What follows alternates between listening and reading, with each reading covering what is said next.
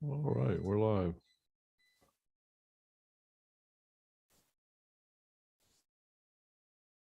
Hello, hello.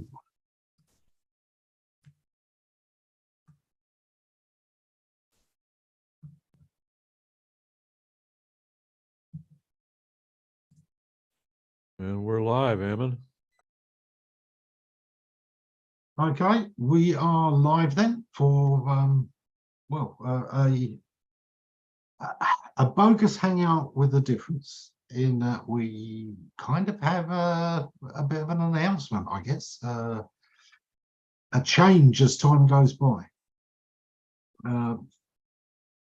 Let's start with the standard format and introduce everybody.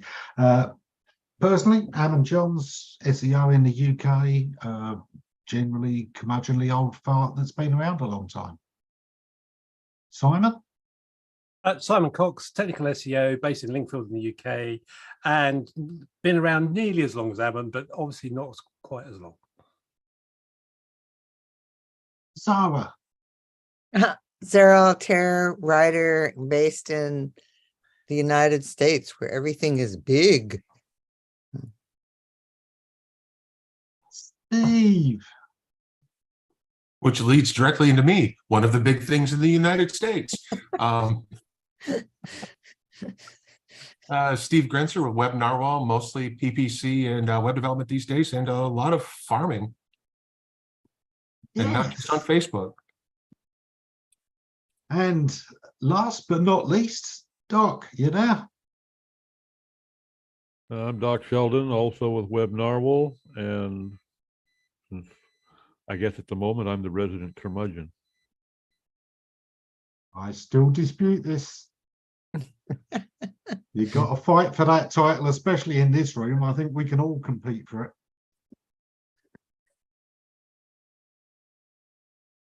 Okay, so bogus hangouts have been going a long time, mostly without my my input very much over the last few years, which is a thing I definitely regret, but it's also a thing that I haven't been able to really change that much.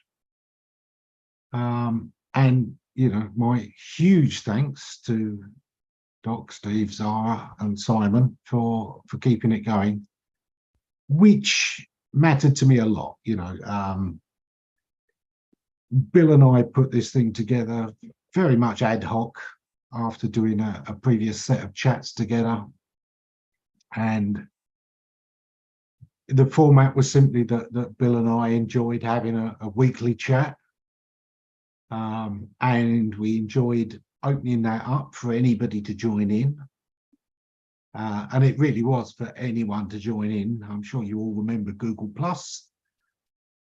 Maybe not all of the audience out there do, but yeah, you know, it was a Google Plus event, and the link to join the live was right there in the event page. Whoever clicked got on, and surprisingly, it worked out pretty well. Yeah, we got full some weeks we didn't. There were even a couple of weeks where I was the only one that turned up. It did happen every now and again, especially when the clocks changed. Yeah, those were kind of fun. But that was the format. Was you probably know this about Bill, but he was one of the most inclusive guys that our community has ever known. He would engage with anyone who approached him with an honest question. Didn't matter your level of knowledge, didn't matter whether you were or weren't an SEO. If you asked him a genuine question with a genuine interest in an answer, he would take you up on it. And that's something that he and I both brought over from the old forum days and creator site. And that was the backbone of where the Bogus Hangout started. And part of what was so bogus about it is that we never knew what the topic was going to be for any week, because it depended who turned up and what we fancied talking about.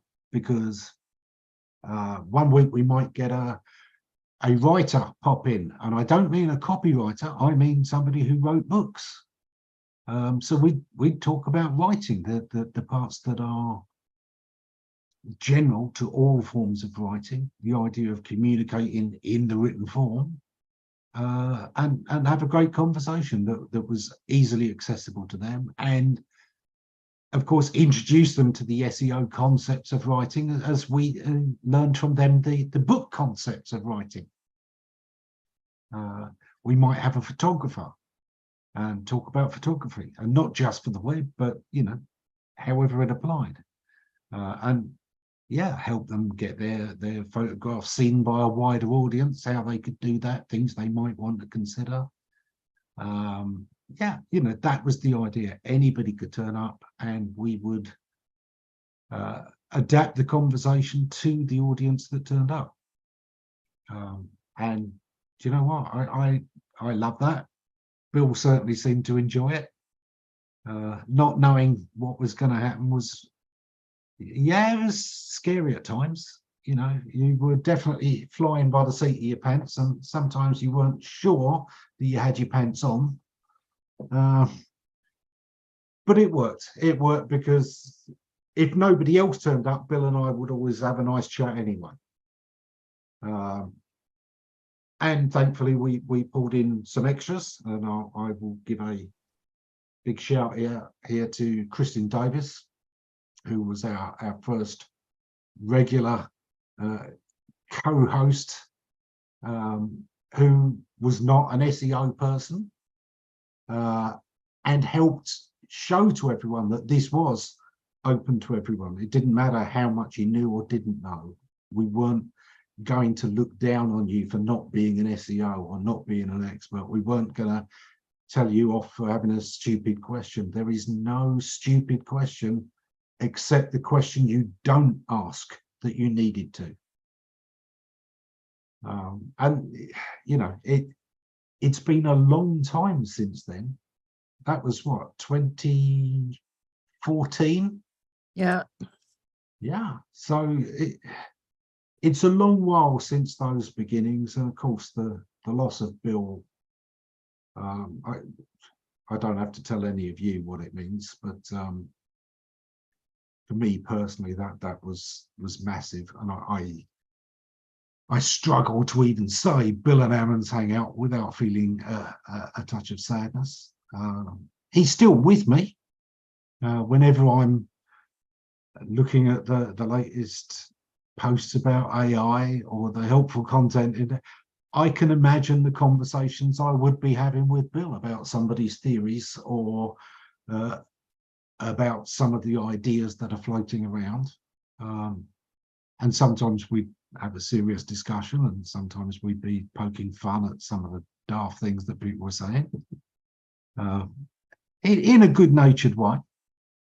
But yeah, I still hear his voice at times, especially he would have loved AI. He would have ripped the out of some of the people making claims about it, but he would have absolutely loved studying it and looking at the limitations and finding really cool stories that showed those limitations. That was one of his gifts. Over the years, we have had a lot of guests. I will certainly mention Terry, who became a regular, of course, and was a backbone of the Hangouts for so many years. John Mueller, our mate John, who popped in, and who, it was our unspoken rule, was never to be treated as a Google representative. He was just our friend John, who happened to work for a company you'd heard of. I think poor John gets hounded enough at conferences and everywhere else that it's nice to just be able to talk about the web generally, because do you know what? John is just like the rest of us, he is fascinated by the web. He has a passion for it. He loves to see what people can do with it creatively, and he hates to see when people really kind of make a mess of things that interferes with it all for the rest of us, the same as we all do. Over the years, so many guests. You know, I certainly remember being in bed with Dixon Jones when Dixon decided to drop in from his hotel room and was in bed at the time. We had just about everyone drop by once or twice, some of them more. Fabrizio, if he's watching, Fab, you know, it was an integral part of the first few years. Steve, Doc, David, Harry, I know you all popped in when you could. Zala, you've been with us for so long as well. Imran SQ, Imran Sadiq, who almost never turned up on the show, but he would come into the green room directly the instant we went off air. He didn't want to be on air, but those green rooms after the show would go on for an hour, sometimes 2 hours. And sometimes that was one of the best conversations of the whole bit.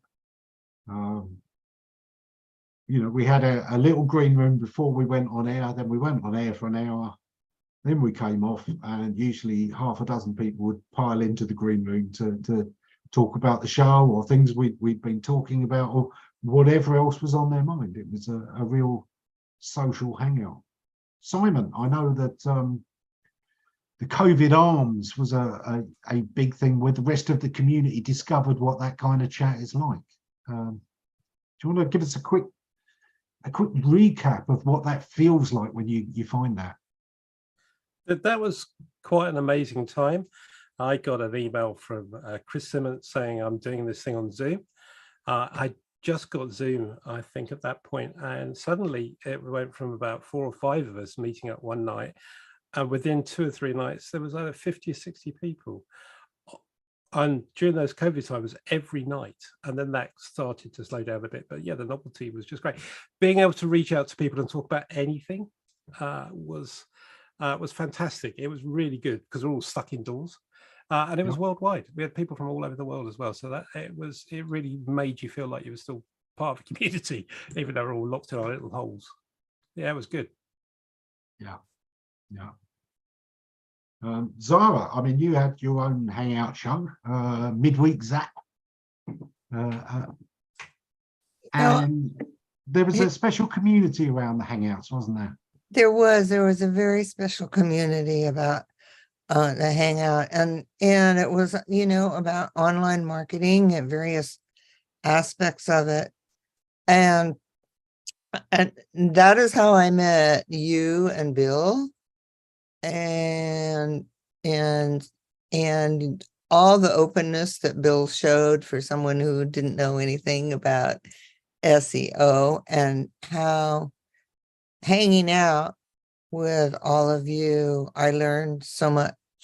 So it's that openness and that willingness to share information that helped me.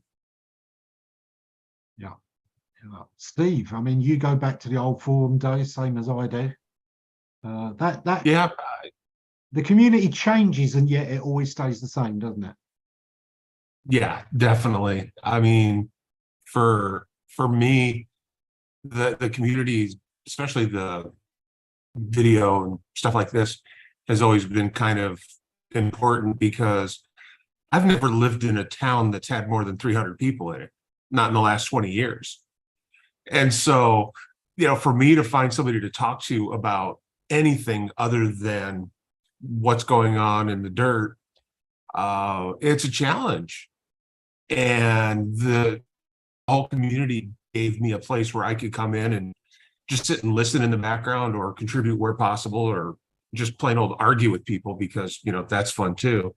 Yeah. But, you know, for me and a lot of people in my situation, I mean, I'm literally on a 1.5 meg connection to the internet. That's it. That's all I've got. That's all I've had. And the fact that I can still stream and do video is huge. It'd be nice when I can do more than that. But yeah, the community side of this that you guys opened up to everybody was awesome. And it's probably the biggest thing I missed from Google Plus is the Hangouts. Yeah. They took what was easily their best tool and threw it away. Yep. Yeah, I've always regretted the loss of Google Plus. I don't know what they aimed to get from Google Plus, but obviously whatever it was their primary objective, it didn't meet it.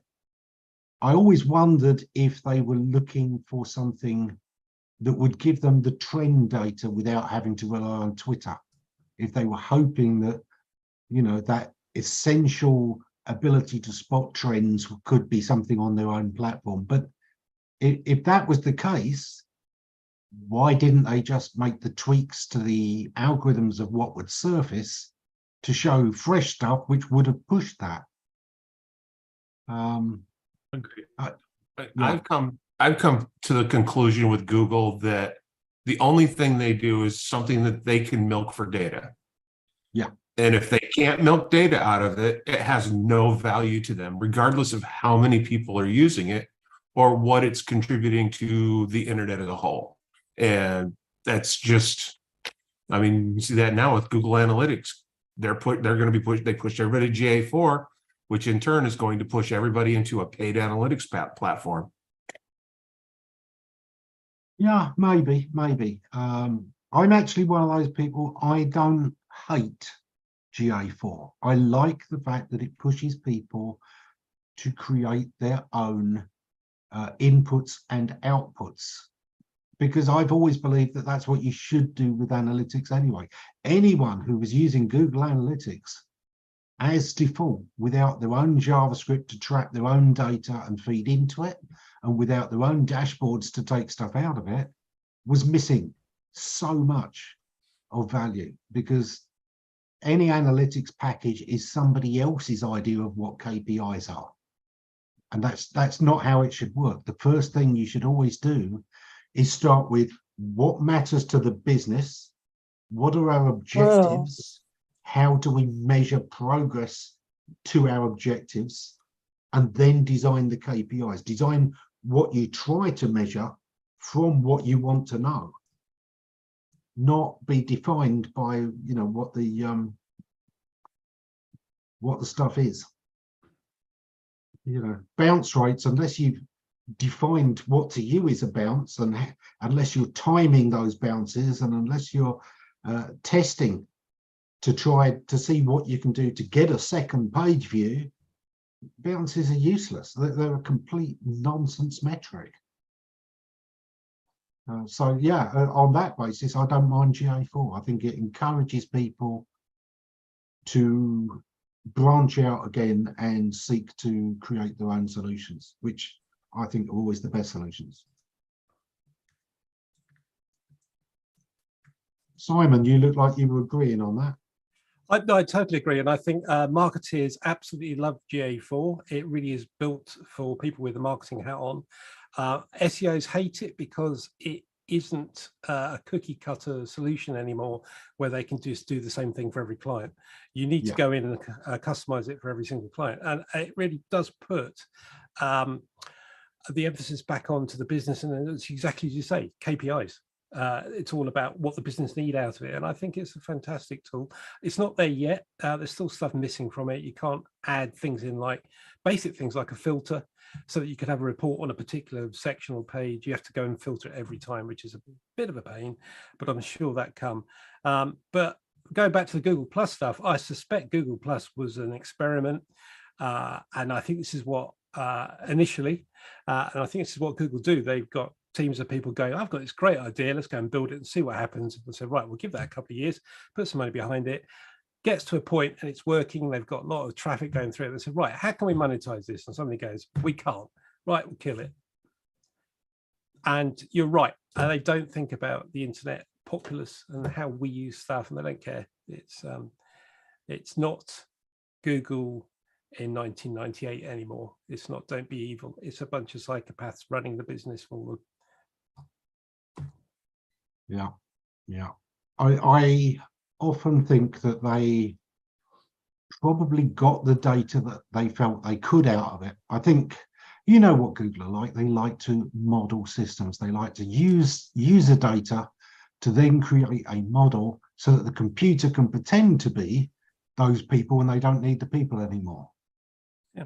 I think they used G+ to examine how people created networks, you know, who you connected with, who your circles were, the inner circles and outer circles, the intersection of different circles. I think they looked at how viral content propagated around those circles. And I think they built computer models that could apply that mathematically to things, and then didn't have any use for the people anymore.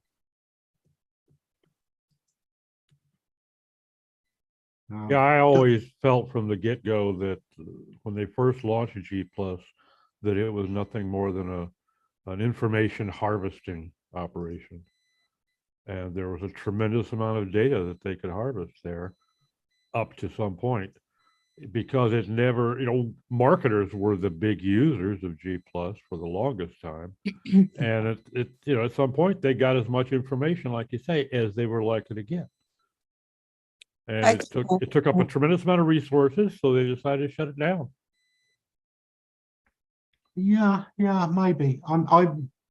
There's two things I'm not certain I agree with. I'm not sure that I absolutely agree that marketers were the biggest audience segment, because you remember what the photographers were like. It's just that we were in the marketers' circles and our bubbles were mostly the marketers, but you know how big the photography groups were. Mm-hmm. And there were also poetry groups and creative writing groups. I think there was a lot of diversity. I think maybe the photography people had the edge over us. Them and the music people. Yeah. The number of just random music groups that just sprung up in Hangouts to play together. Yes. And I loved that. I really did. Some of the impromptu concerts and things that you got were incredible. Yeah, I think one of the things, if you think about, you know, Google measuring how people form connections, which the connections on Google Plus were really amazing and strong, and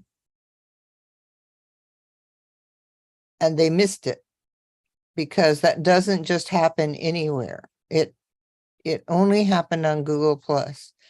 And one of the things that demonstrated that was when Google Plus died and they took it away, and people tried to recreate that kind of connection on other platforms. It just never happened. No, it really couldn't. The social media platforms create a template early on.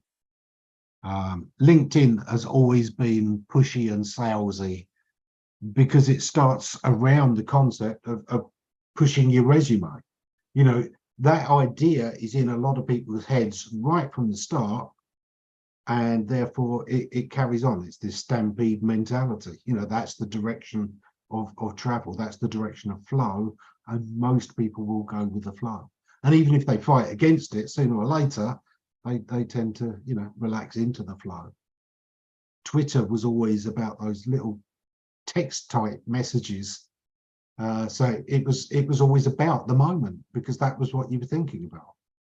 It was a very quick reaction platform, and that's why it has this temporal dynamic going on that no other platform has. Other people, you know, Facebook may have some live stuff going on, but you don't think of Facebook as being live. Most people think of Facebook as a way of catching up with what their family and friends are up to, often days after the event. I know an awful lot of people who aren't web marketers who check Facebook a couple of times a week to see what people are up to. you know, all of these different platforms have their own flavor, and Google Plus had a unique flavor, which was very artistic.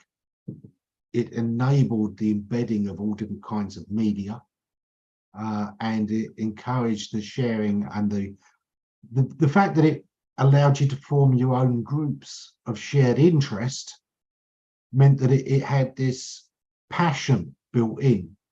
There was Yes. yeah. Doc, I mean, you go back to the forums yourself. I know that you used to pop in to create a site at some point or other, and yeah, I mean, the community is a huge part, isn't it, of our industry? I think that, you know, I've had the privilege of belonging to some forums over the years that were very cohesive, and that had, but they were typically very small. G Plus offered me the ability to reach out and broaden my reach a little bit to even just within digital marketing. I could make contact and pay attention to what a lot more people had to say that that wasn't available to me than other platforms. There is a lot of aspects of G Plus I really enjoyed. Like I said, I wasn't leery of it. I felt like it had an operational purpose for them initially to gather data, but I didn't really care if they gathered my data. For instance, one of the things, it gave you the opportunity to show any place you wrote and what, you know, articles that you wrote and posted. Well, I've done several hundred articles over the years on various platforms, and I had no problem linking to those in case anybody that followed me was interested in what I had to say about a particular topic. And if Google found out, well, Google's they're not a gaggle of idiots. You know, if they wanted to know what the hell Doc Sheldon was writing about anywhere, they could find it in the New York Minute. So I didn't care.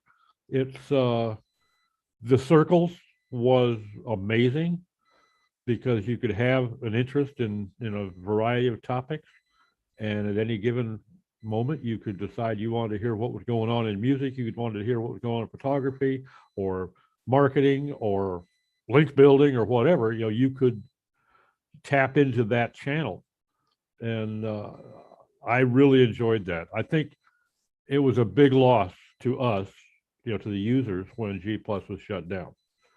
Yeah. But Machine Cycles has always been the currency at Mountain View, so it must have consumed a tremendous amount of resources, and it just was no longer worth their dedication of those resources. Yeah, and it's such a shame because honestly, this ties into something that I often think SEO should pay more attention to. You know, there's a lot of people who attract an audience and then don't really measure the audience they've got or learn to use it. You know, they build a page, and then that page gets traffic, but the traffic doesn't convert. And instead of thinking, well, let's learn about this traffic and learn about what they do want, what is the intent of the traffic I've got, it's not what I thought it was going to be. They instead just, you know, retarget and try and get this group, which may or may not exist, that's in their head. Hey, Terry. Hi, what time did you start? Half an hour ago. Same time every week. Oh, God. Yeah, I was thinking of the old days, 3 o'clock. Oh, my bad. Sorry. Yeah, they get me with the difference between American summertime and British summertime, and Oh, yeah. that's always been a pain. Yeah. So what are we talking about today?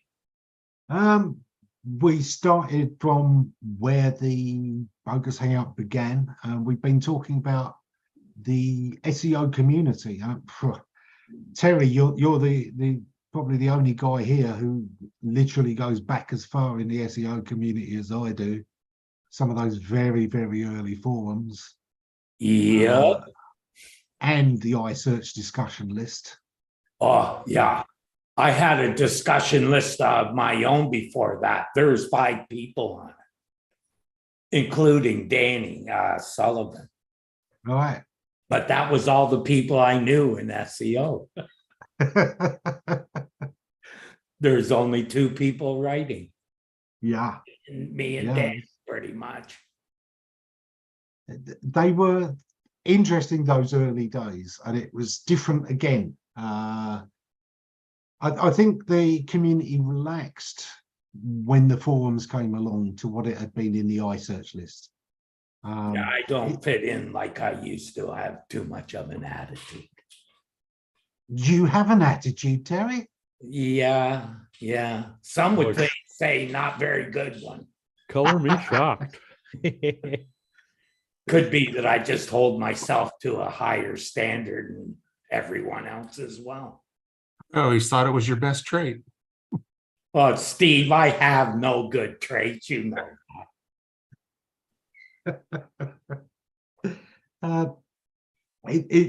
It definitely is. We were talking about G plus, Terry, and how much we all miss the circles, the communities, the hangouts that used to be there. And of course, you and Dave had the dojo chat with Skype as well, which Bill and I both dropped in on. Yeah, I miss that a lot. A lot. Yeah. I mean, that was a good little group, mixed. Again, there were some very, very new people and some very, very old people, and some of the new people didn't yet know, how new they were. But then again, that can happen even with people who've been around the block a bit. They suddenly meet somebody they haven't heard of before, and who the hell are they? And it turns out, they've got a decade of experience more than you. It happens.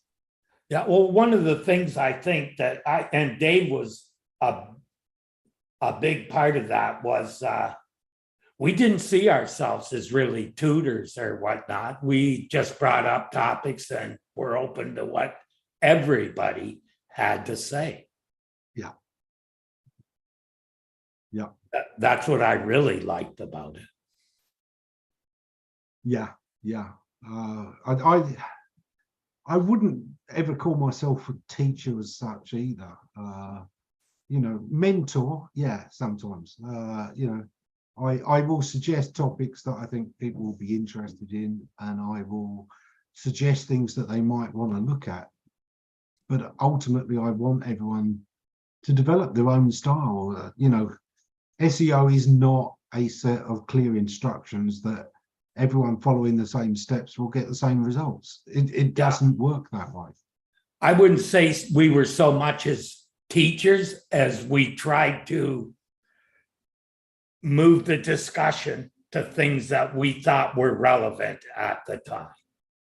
Yeah. And not teaching a course, or nothing was ever set in the dojo. And that's probably why it never made any money.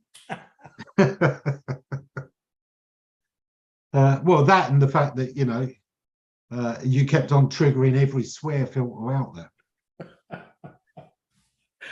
Maybe, yeah, that could be it.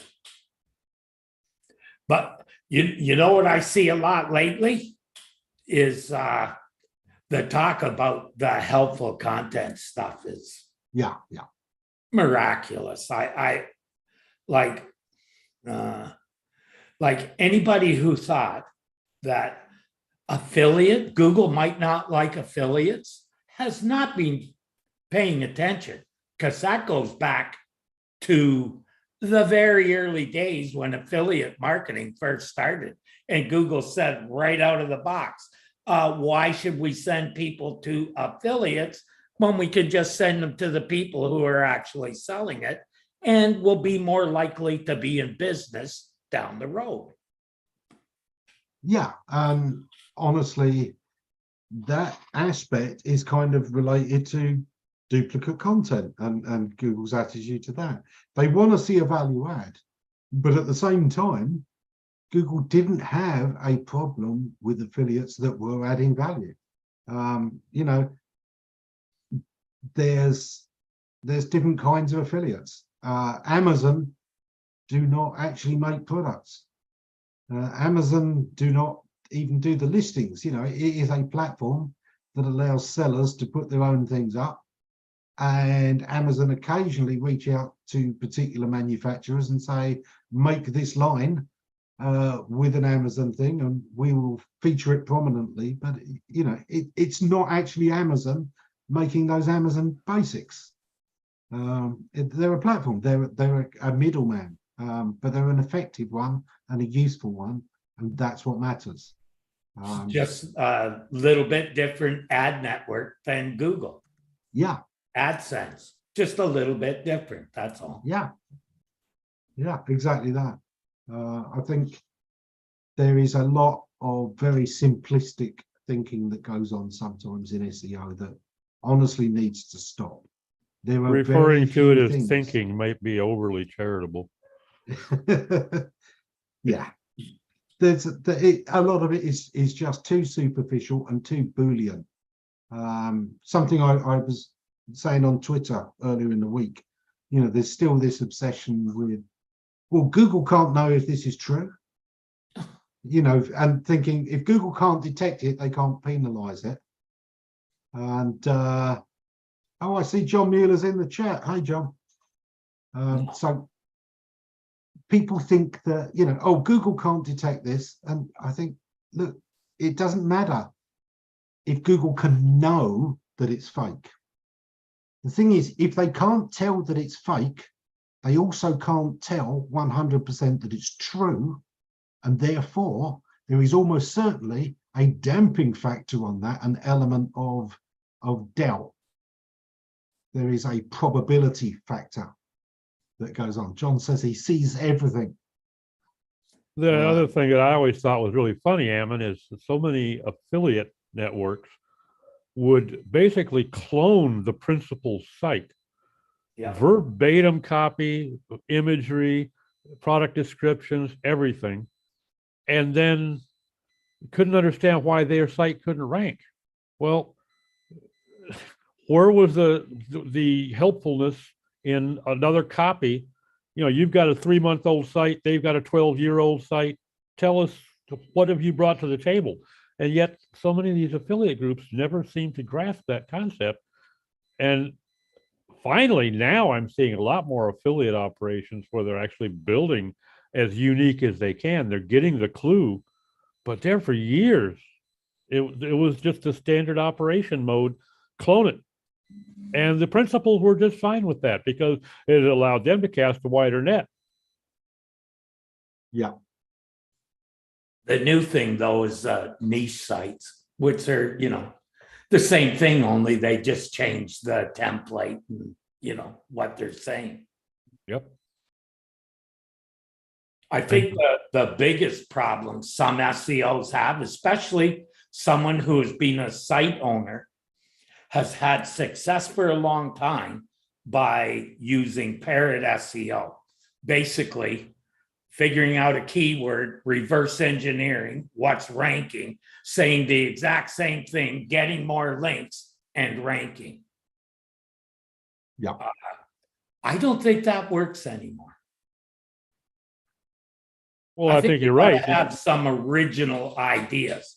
Well, where that comes from, you know, Bill and I, before he died, that's a lot of what we talked about was the patent on original content, and people don't understand. Google has a copy. If they index your website, they've got a copy of every time you've changed it, whatever. They have it all. If you think they don't, you're not paying attention. That's been going on for years. They've certainly, you know, cached copies as they go along, and Google have told people that, you know, they know what changes. Yeah, absolutely. But that also means, since they can extract entities from that stuff, they know who had the original idea, who originally talked about something? Who's the originator of that content? Yes and no. Yes and no. They know who is widely cited to be the originator of that concept, but otherwise you can't really know. You can only know when you first crawled it. You can know where you first Right. crawled it, And you that's can't know that they invented it. That's right. But what's most important to Google, just like with links, if Google hasn't indexed that or crawled that web page, the link on it doesn't mean anything because they don't know about it.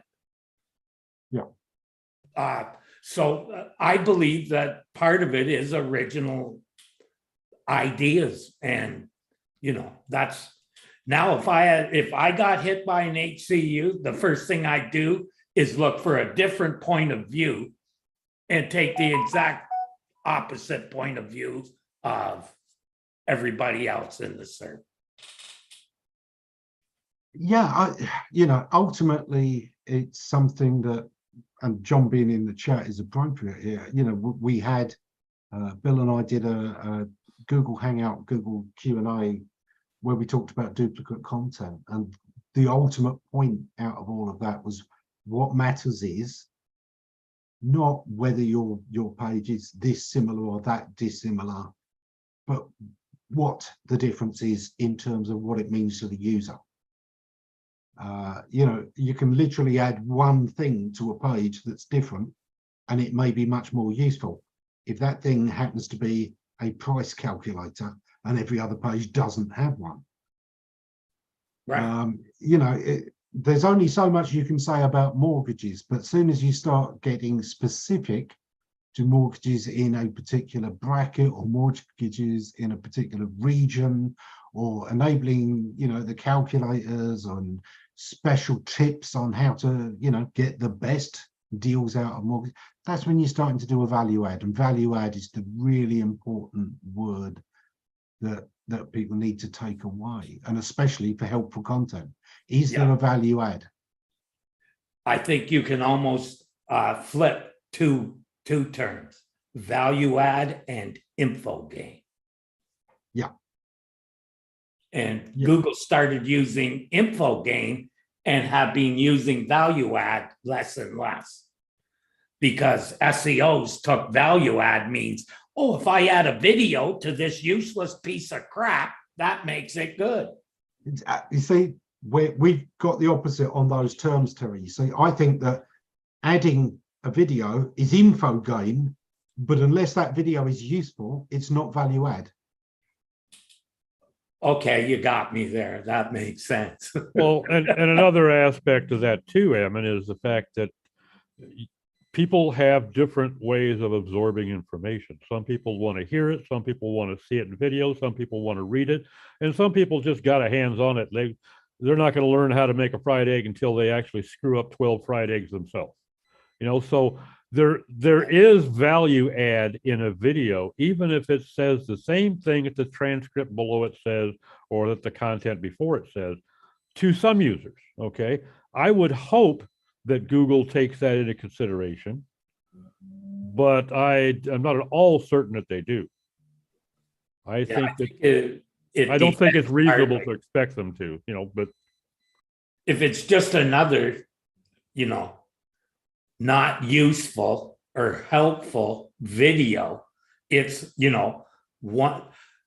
one of many on the same topic, and it's not really near the best of that, I would be hesitant to think that there would be a value add there. But and I'd agree with that. And remember, we are talking about value add, not info gain here, in that I say sometimes cleaner, shorter descriptions are more digestible than long, huge text that people can't take everything away from. There is a point at which skyscraper is self-destructive. There is a point at which all of the useful information has been said, and what matters now is to either make it more concise and easily digestible, a Reader's Digest version, or to start, you know, contracting it and making it more directly applicable, or splitting it into focused subtopics. You know, just creating longer and longer pages with more and more nonsense in it isn't always the way. You know, more is not always more. Never, I would say it's never the way, but that's just me. Yeah. Case in point is the fried egg thing, where I want to know how to fry an egg, not about your journey to Italy to learn how to fry an egg from some Benedictine monk in the mountains. Give me a jump link at the top of the page so I can go and get to the bit where this is how I fry an egg. Thank you. Don't forget the pictures of the hens and the names of all the hens on the farm. I think that's why we're seeing so many table of contents now. People have figured out that you got to make it easy for users to be able to find that helpful content, not just have it in the page, but have it easy to get to. In other words, I've been lucky, and I always started any article I was writing by giving points that I'm going to cover later. And now I just have to link those and be set. Well, or using a table of contents in a particularly lengthy article with jump links to each section. Well, that's what I'm saying. Exactly. That makes it so much easier for the users, because they may not want to know all the 17 points that you can give them to accomplish X, Y, Z. They just want to know, why in the world would I want to touch my HEXS file, you know? And they can jump to that. Yeah, I really agree on those 2 points. One is, you know, how I found the grandmother in Italy to teach me how to whatever. You know, there were a few years ago, there was this huge push that storytelling was the way to engage people on your website. And so all of this stuff started happening on my Trans-Siberian, you know, rail trip, blah, blah, blah, blah, blah, blah, blah. And the point of whatever that article was didn't even show up till after you had this engaging storytelling at the beginning.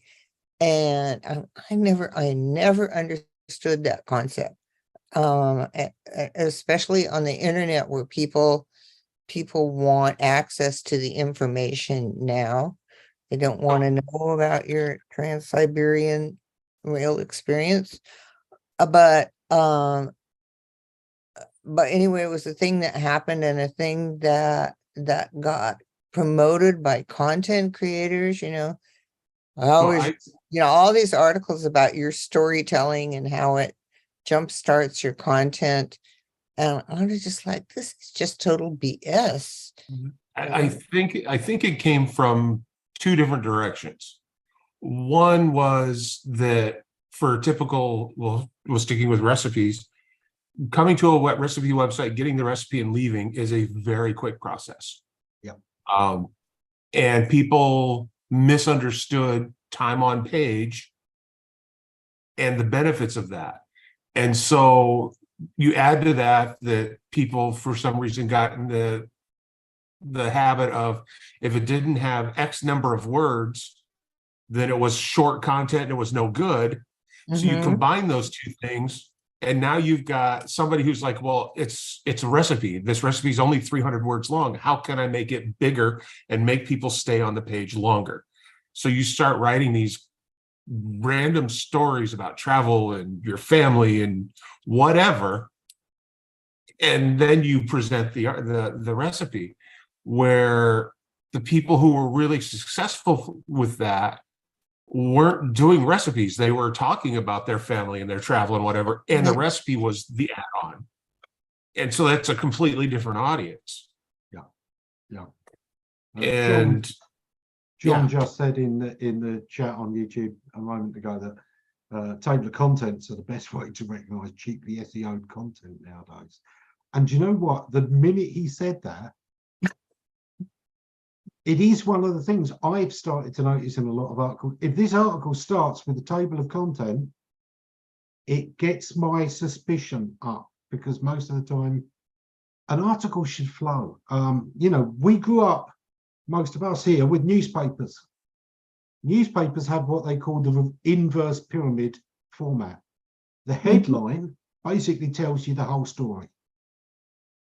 The heading should tell you exactly it's not supposed to be written for clickbait. It's supposed to present the story so that you know instantly whether you're interested in that story or not. Exactly. Hero firefighter saves 5. Okay, that's the whole story, really. Everything else is just increasing levels of detail. Then the lead paragraph will tell you where this was and when this was, and then the next paragraph will be about who was involved and family of 5, what ages they were, and then the possible causes of the fire or any features of the fire. It goes into more and more specific detail, and what we call this is it's easy to know where your interest stops. And because of this, people could read a newspaper, pretty quickly and feel they'd got all the news that they wanted. It was a self-serve buffet. Everything was there, and you can take as much or as little of anything that's out there as you want because it's all clear and accessible. It's skimmable, and that's what articles should be. And a table of contents is telling me up front that your article isn't going to be skimmable, that I am going to need jump links to find anything in this, and it's going to be terribly organized as an article. Now, where it's a very complex subject with subsections, maybe that's okay. But honestly, I kind of expect a page for each section then, not one page with a set of jump links. Either you're trying to condense complex information into one page, which is probably going to be messy and unsatisfying, or it's just a jumble. Either of those things, it isn't bad. So actually, what John said there really resonated with me, that a table of contents could well be a very high correlation with spam, or at least with content built for SEO rather than content built for the way humans interact with content. And that is ultimately the message that I have heard again and again from Google over the past 2 years, is that, written for search is what they're trying to get away from.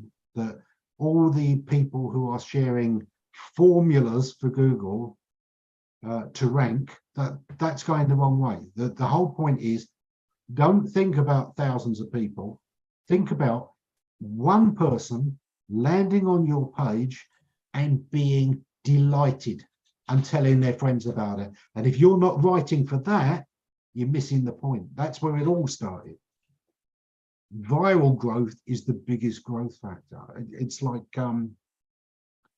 there's so many SEOs who are worried about their rankings for 2 years, 3 years, 4 years.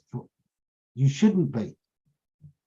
If you haven't, within 2 years of ranking, got 80% of your audience that are interested in this topic coming to you via direct links, from bookmarks, from referrals from friends, what the hell have you been doing? Why haven't you been building a reputation and an audience? If you're still relying on winning search every time after 3 years of building customer relationships, you suck at business. It's that simple. Yeah, I can agree with that. It's not customer relationships then, Ammon. It's this is one of the things I struggle with sometimes with clients, is that they say, well, we want traffic to our website, and once they get there, they'll understand that even though this whatever may be off topic and not educating them about our business, it's going to get them to our website, and then they're going to go, oh yeah, look, this business does XYZ and I want Y at least. But that's not how it happens. And there's this whole myth in the business world that somehow traffic is what's going to drive the right customers to the right page on their website, and it just infuriates me. Okay, I'm getting off my soapbox now. I always like to think that, you know, anything you apply to the web should apply to the real world. Yes. And a lot of people, you know, imagine if you had a real world shop and you are sending people off the street almost randomly into your shop, and 98% of the people filling your shop and crowding it aren't buying anything, but they're still wearing out your carpets and getting in each other's way and making an unpleasant experience. You wouldn't expect that business to live very long. You know, that business is gonna crash badly. And you know, it's much more about making the right impression to a few customers and building up a loyal customer base than trying to shove everyone in there at once when you don't have what's going to satisfy them. And I you know, go on, that's like the sites that they're publishing posts and articles with clickbait just to get traffic there. Yeah. And my response to that is that's such a bass-ackwards way of doing things. If you were selling $10,000 diamond rings in your jewelry shop, putting up a free beer sign in the window will get you traffic. Okay, you will not sell any rings. Yeah. I have a good example of that, Doc. When I started getting into hockey Twitter, like I'd never followed anybody who talked about hockey on Twitter until this year. And there's guys that'll say, oh, the big, most nonsense thing I've ever heard in my life, just to get people to come to their website. But I went once and that was it. I didn't have to go again. I knew they were full of shit. No. Okay, we are coming up towards the hour here. So now the bad news, I guess. Doc and Steve, I know you two have a little bit of an announcement about a change in focus going forwards for yourselves. Do you want to quickly tell the audience, both of them, exactly what you've got coming up? Doc can. But Doc isn't the CMO. Oh, yeah. No, we've found ourselves, as most people do at times, from time to time, kind of overwhelmed. And we're working really hard on Webinar Wall these days. And so we're just trying to refocus our time and what we're doing. We love the Hangout, obviously, but as Doc knows, since he's been the one managing it for the most part, it does take a lot of time. And making the time to always be here is a challenge. So while we're still going to be doing things in video format, we're going to retarget a little bit for us personally. And as time allows, maybe start a monthly group hangout to go along with everything. But we didn't feel comfortable in taking the Bill and Ammon Bogus Hangout audience. You know what I mean? We didn't want to just drag everybody along to what we're doing. So we've decided. Personally, I mean, I encourage all of our audience, and as I say, both of them, to go and engage with what you're doing. I know that I'll be looking in as often as I can. So yeah, I mean, you know, the audience part is not a problem. But where we're going with this is that you know, Terry, like I say, you've been the backbone of the Bogus Hangout for years and years, and I've had to move away and do other things. It does take a lot of time. It does take a lot of focus, and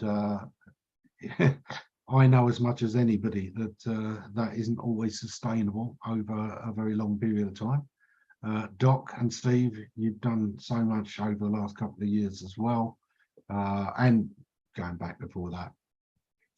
And again, we do not have time for the Bogus Hangout anymore. I'm just an unreliable bugger these days, and that's you know, that's the simple fact of it. I'm just not always able to do these things, and so with a heavy heart, my thinking is that it is time to mothball, at least for the time being, the Bogus Hangouts. I don't want to change the format because it's the Bill and Ammon's Bogus Hangout. The reason we haven't changed the name is these are a testament to where they began, which is the focus of, you know, where I started out today. There is a lot of history and a lot of reason for why this format was the way it was. And part of that was simply my laziness. It literally was, I'd come straight out of doing the chats through Susie, where I was spending hours and hours and hours each week lining up guests and topics and, you know, really reassuring people that it was going to be okay. And don't get me wrong, I think those shows were wonderful. I think the quality of them was top notch, but my God, it was hard work. It really was, especially getting the audience each time. I did a little side project of my own for a while where I was just giving away free consultancy each week on Hangouts. And honestly, that turned out to be hard work. Even getting people to come on, look, I'm giving you a 3-hour consultancy. The only catch is it's on air and everyone's going to see it. That was hard to get guests. So, you know, these things do take a lot of work, and Bogus Hangout was just, hey, Bill, if we turn up and just slap a link down, we'll chat regardless. You know, that was kind of a godsend for us in that it was relatively easy. Literally, you know, less than an hour to put a show together because, you know, we didn't have topics, and my goodness, in some of the weeks it certainly showed. But then again, there were a lot of weeks where it worked out just fine. But I understand that part of that was the chemistry of myself and Bill. We were comfortable just, you know, going with the flow and seeing where it went and not caring. If we end up not talking SEO that week, that's fine by us. You know, we'll talk about flowers, or we'll talk about cooking, or we'll talk about, oh goodness, how many things turned up. You know, I know we did talk about cooking a few times, Terry. We certainly didn't skip shy of politics or talking about writing, Zara. You know, any topic. I think all of these things really play in. I've just got to quickly add a little note from John, who says he's really appreciated all these Hangouts over the years. So much work to do something like this persistently, even when it looks easy. So much dedication from all of you. Thank you. And, you know, I extend that to all of you. You know, you have done a sterling job. You have been the best companions on this journey. And while this phase of the journey stops, I certainly don't expect to not hang out with you again. I am looking into something else I can do in Bill's name. I'm thinking of doing something maybe a couple of times a year that will be more like a kind of seminar panel where we might pick specific topics or particular things of interest, or we might simply organize it around some interesting guests and see what happens when you put those creative people together in a chat. That strikes me as the kind of thing that Bill would have loved, and that's what I want to get out of that. And something educational, fun, and most of all, remembering Bill's ultimate quality, open and accessible to anybody at any level. So yeah, thoughts, anyone?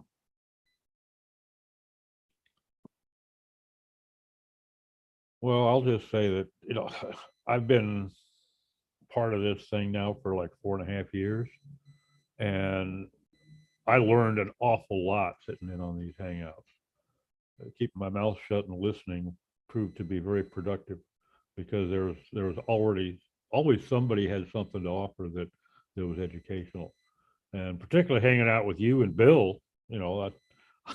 I I just sit back and soak it up, because his takes were always interesting, Yes. and particularly when he started talking about a particular patent and how that might be being applied in this phase of what we're seeing on this last update.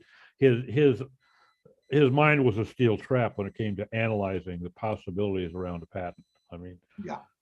he was the only resource really for me in terms of what's the new patent that was just awarded and how might that apply to this update, or how might it apply in the future, or sometimes just why, don't hang your hat on this one because this will never make sense for them. And he was invariably right. Yeah, yeah, absolutely. As you say, Bill's mind was an absolute steel trap for remembering articles and documents that he'd read. Oh my God. My mind was more like, do you remember that board game Mousetrap? That was one of the things that always struck me so much about him. A topic could come up in a conversation, and he'd say, "Yeah, well, there was a patent in November of 2008 that, and who the hell keeps that kind of information on the tip of their tongue?" He just had that sort of the memory was just phenomenal. He could remember dates and places and names, and he knew who had sponsored this patent, written Yeah. it, and who had co-signed it, and where they came from, when they were hired. And strange coincidence, this patent came out 4 months after they started at Google. It was just, he was a font of information that I don't think that I could have found if I'd gone looking for it. Yeah, I absolutely. know I And certainly didn't have he the was ability always to look like at a that. patent. He was Yeah. always like that. Oh yeah. One of the joys is that I knew Bill on Creator Site before he was writing about patents. And but he had that legal training, and he was used to going and looking up case history and case law, and he applied that to SEO, and that's why he was so good at finding these patents and finding the relevant sections. Is he was applying all those years of legal learning to SEO. And what I'm saying here that is of value to everybody that may listen to this now or in future is that's what I mean about finding your own take. This is why when Terry said, about not being a teacher, being a mentor, this is it. Each person has their own stuff to add, and finding your own take, your own strength is so important. We know what impact Bill has made to SEO. It's damn near incalculable, but we feel it.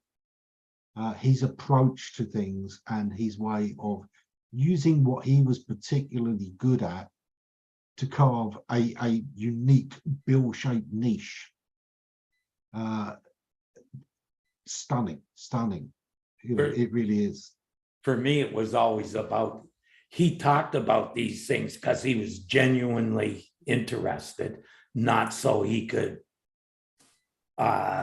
be better at SEO. It was part of it, but he could remember so much and fit all these pieces together because he wasn't just applying it to SEO. It was like the big picture. Yeah, absolutely. And the care that he took, and more the responsibility for what he wrote, which there's not much of that in this game. No. It was so lucky that Kim brought us both together in that forum, because we made each other better. What little patience I have, I learned from Bill, because he was incredibly patient. Yeah. And we each really respected the other, probably more than we respected ourselves, and therefore we were always upping our game to reach the level we saw the other one at. We each aspired to do more, not to let the side down, even though, of course, you know, neither of us, I don't think, were necessarily letting the side down. And so, you know, Bill was a huge influence on me. And I know that I was an influence on him. And I know that, you know, over the years, the Bogus Hangout has managed to influence a lot of other people. I hope that the hundreds of episodes that are still available will continue to do that. You know, go back to some of the old ones. I know there's some stuff that's dated, but there's a lot of discussion in there that is also very valuable. We will see what we can do in future that will be coming along. I'm sure Doc and Steve's discussions will be well worth tuning in for as well. And people out there, this isn't the only way to have a hangout. You know, get out there, meet some others, do some networking on your own. Go annoy Simon on Twitter. But not on Twitter, on No. Mastodon. Okay. Oh God, you're trying to bait people into Masto. As a Masto baiter. Yeah, I'm still on Twitter. But don't follow me. I've got no idea where I'm going. I'm still on Twitter, rattling cages. I've still Well- got a Twitter account, but I barely go in. I just check it for direct mails every now and again. It's just full of Nazis and a few other people. I can't believe the SEO industry is still mainly there. But there we go. That's There you have it, people. If you are still on Twitter, Yeah. tweet to Simon and let him know that there's still some nice people out there, and it may still be worth hanging in. Seriously, do it. Send Simon a nice tweet to let him know there is still some discussion on Twitter before There's Masto loads runs of off with discussion. It's everything. very good. But if you wander outside of it, it's horrid. It really is horrid. Yeah, I will go back to Twitter for the pure entertainment value the day that you can do at everyone. oh God, no. No. Hit send and sit back and watch the smoke.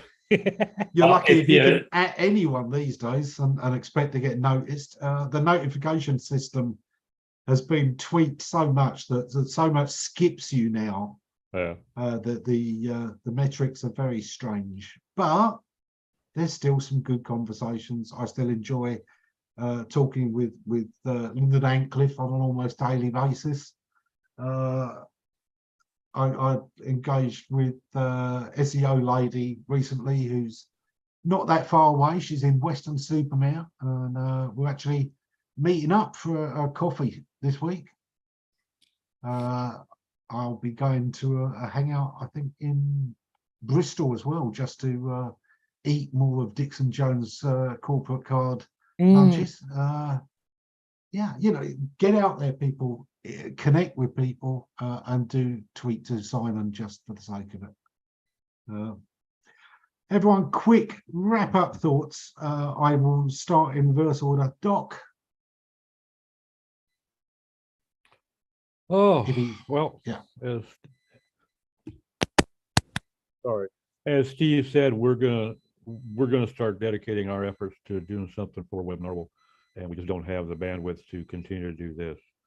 So, and it was not an easy decision to make, because like you, we wanted to see this stay alive. And you know, when Terry was really active, he used to do a lot of the work, because he Yeah. would come to us with a list of topics and Yep. resources and quotes and whatnot. And 2 or 3 that- hours before every Oh time. yeah, and that's not something that you pull out of your pocket. I mean, you know, it took effort to put that stuff together. I never put that kind of effort into it, you know. So, you know, we have not exactly seen audience growth, there have been times when if one more person would show up, we could say we have a pair, you know. But it is what it is. And you know, I hate to see it mothballed, but I do understand why. Whatever ends up being, I will definitely be around to participate, to help, to promote, and to enjoy. Absolutely, absolutely. Steve, if you have got over the urge to cry at the very mention of the word bandwidth, out where you are. Yes.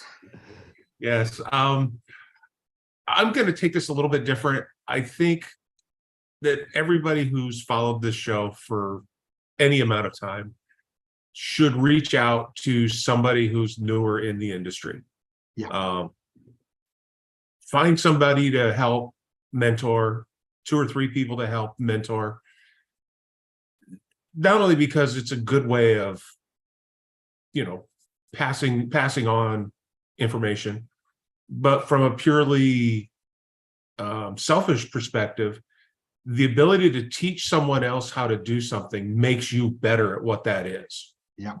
Because that new person doesn't know the right or wrong questions to ask, and they will make you think about why you think the way you do and come up with a real reason to justify it other than because that's what I think. I know that in our industry, especially because it's so opaque, coming from the search engine side of things, a lot of what we know is just a guess. And we get into our little niches of how we think things should or should not be done. And anybody who does it different than you is, you know, usually a blithering idiot for some reason. Are you quoting Terry there? I am very much. I am channeling my inner Terry here with just a hint of Doc smashed in there. I'm gonna miss it, Steve. But yeah, I mean, there's no reason why you can't reach out and help somebody. A buddy of mine who went into the training industry decades ago, I used to tell him all the time, as long as you know more than the person you're training, you're both going to benefit. Yes. So find a place, find a group, find someone and help them. Honestly, even somebody who you don't know more than, just comparing notes and learning together is incredibly valuable. You know, the one thing I will add to what Steve there, yeah, teaching is a wonderful thing, and it sharpens you so much. The old thing was, you know, if you can't explain it simply, you don't understand it well enough yourself. But in addition to that, what Bill always said that I did was I approached the question and knew every single time it was asked, I re-examined it, because things change. You know, what's the best way of explaining that today may not be the same as it was a year ago. And the context around it has changed as well. In SEO, things change constantly, and you do need to keep up with that. Terry. Yeah. Well, one of the things that I can say as far as the mentoring and stuff is I had the privilege of mentoring Bob Gladstein. And one of the things I learned from him is he had a new perspective of looking at things. This is when I was like, you could say a bit of a nut about guidelines and best practices.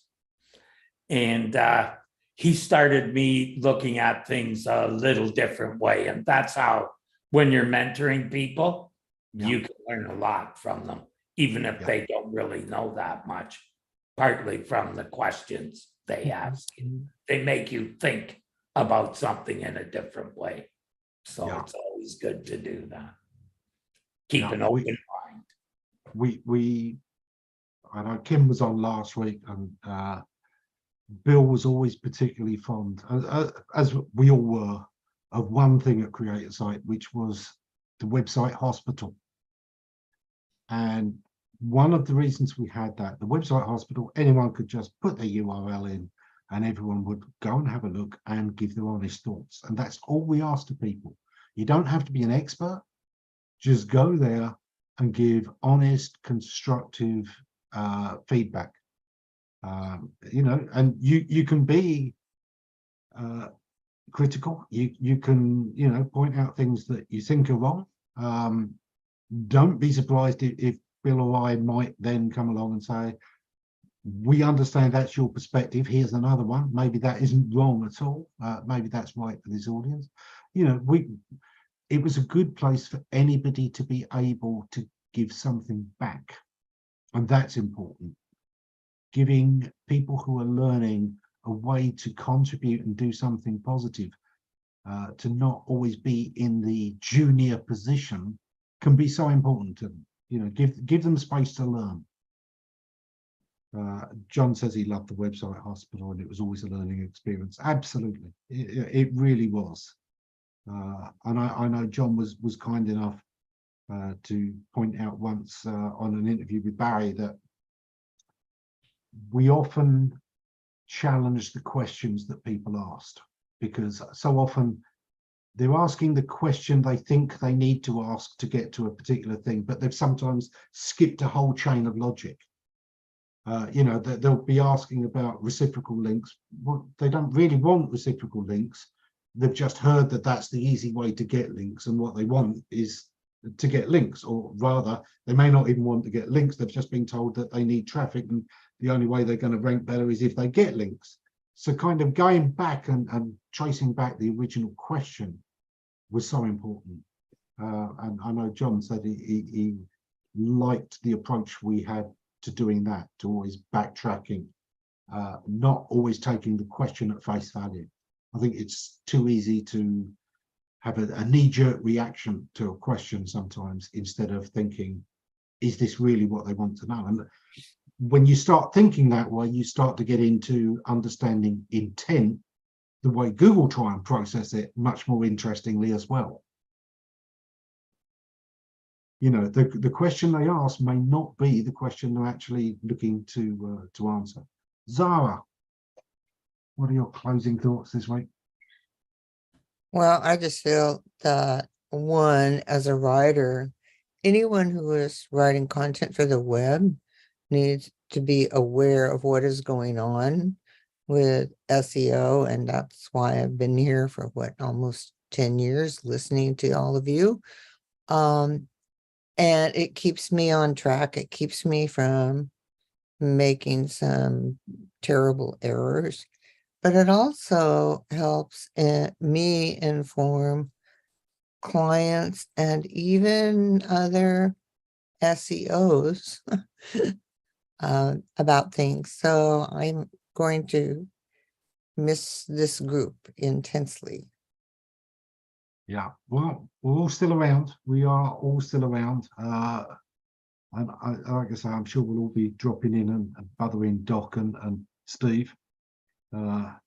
As well as all tweeting to Simon and hoping to get some tweets from some of the others who watch and maybe haven't ever spoken up before. Simon. Yeah, I'm the new boy on this show, although I have been lurking for many years, watching it and not interacting, because overall I'm quite shy, and it really took the passing of Bill for Ammon to invite me along to me to get encouraged to do this. And I'm so glad I did, because it's been brilliant. It's been a wonderful experience, and sharing all this stuff between us and everything. So I've really enjoyed it, and I'm really looking forward to what goes on with everybody else in the future. So thank you, Ammon, for inviting me in the first place, and thank you everybody for putting up with me. An absolute pleasure, sir. I just wish we'd managed to drag you in earlier, honestly. Yeah. You know, we had some phenomenal guests over the years, and you know, I never forget that. You know, Bill and Ammon's Bogus Hangout wasn't just Bill and Ammon. It never was. It was always a much broader thing, and we both loved the fact that we didn't know who was going to turn up on any given week, what we'd end up talking about. And you know what? That's good. You know, anyone out there that's hesitant about getting involved in any community activities, they're nervous about going along to a conference, look, go, just go, soak it up, and have a random talk. It really is much easier than you think it's going to be. The SEO community generally is incredible, because we're a load of people who have this fascinating hobby that the average person has absolutely no interest in hearing about, especially when you get into the more esoteric aspects of it. The fact that we are playing darts in a pitch black room with a moving back dartboard that may be turned the other way, you know, Or and maybe we all find your this faith. fascinating. Yeah. You know, the average person doesn't want to play that game. It doesn't sound fun to them, but to us, it's absolutely fascinating. Kristin, yes, we are mothballing it for a while. Kristin is in the audience, and I did say thank you specifically to you, Kristin, for being there from the start. But here we are. It's well past time. We do need to close this down with sadness. Thank you to everyone who has been a part of this series over the years, on behalf of everyone who has been involved in this over the years. Thank you. And